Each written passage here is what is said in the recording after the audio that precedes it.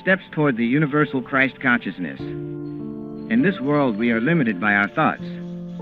It is natural for us to be partial to our own ideas, but because of this partiality, we often fail to recognize that the ideas of others may be bigger and better ones.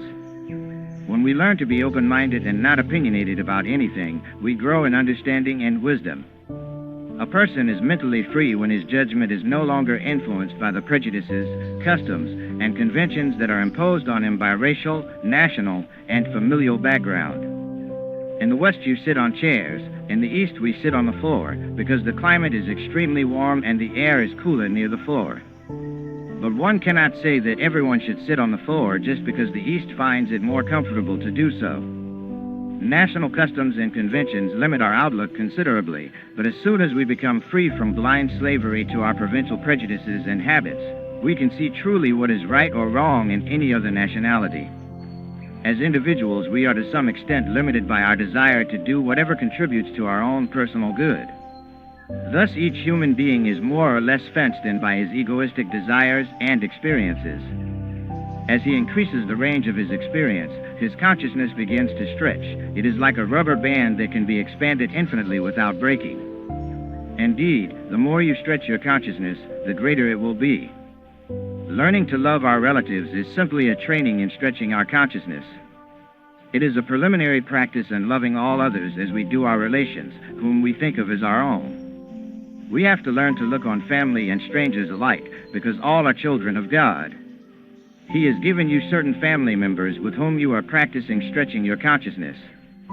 When the husband serves the wife, and she serves him, each with the desire to see the other happy, Christ consciousness, God's loving cosmic intelligence that permeates every atom of creation, has begun to express itself through their consciousness.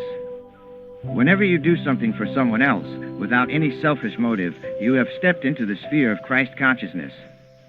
If you limit your love to your family, however, you have only that much capacity to express Christ consciousness. When you love your neighbors as your family, your consciousness expands and you express a greater degree of Christ consciousness. When you feel for all people with the love that you feel for your own loved ones, when you have that soul preparedness to do for anyone else as you would do for your own, then you are exactly expressing Christ consciousness. Selfishness is destructive to one's own interests. Hence, it is an unwise policy in any relationship or endeavor. Many of the customs in India give wonderful practice in expanding the consciousness through unselfishness. The mother never eats until the children and the father have had their food. As a result, they feel for her and have a sympathetic desire to share choice tidbits with her. However, to feel concern only for yourself and your own few loved ones is still selfish.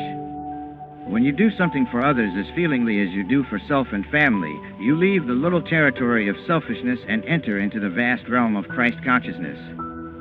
So the first step toward Christ-like unselfishness is to expand your consciousness to include your neighbor's interests and well-being.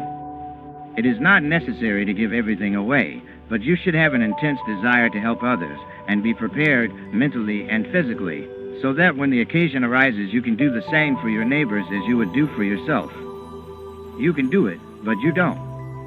Whenever you find a lonely heart or a brother weeping by the wayside, and your heart goes out to that soul, your consciousness impinges on the Christ consciousness. Human love has its limitations. Family feeling is hemmed in by clannishness. Patriotic love is greater, for when you are ready to give up your happiness for the welfare of your country, you have expanded your consciousness on a much wider scale. And when you can feel for all nations as for your own country, your love manifests in an even greater way. You become a wider channel for the expression of the universal Christ consciousness. Jesus could say, "Who is my mother? And who are my brethren?" because he was aware that there is only the one love of God manifesting through all individual human relationships. In my consciousness, I see no difference in an American, an Indian, an African, a German, a Frenchman, or an Englishman. That comes from the training I received from my guru, Swami Sri Yukswar. Most parental, social, and educational training tends to foster prejudices. I love all races and nationalities alike.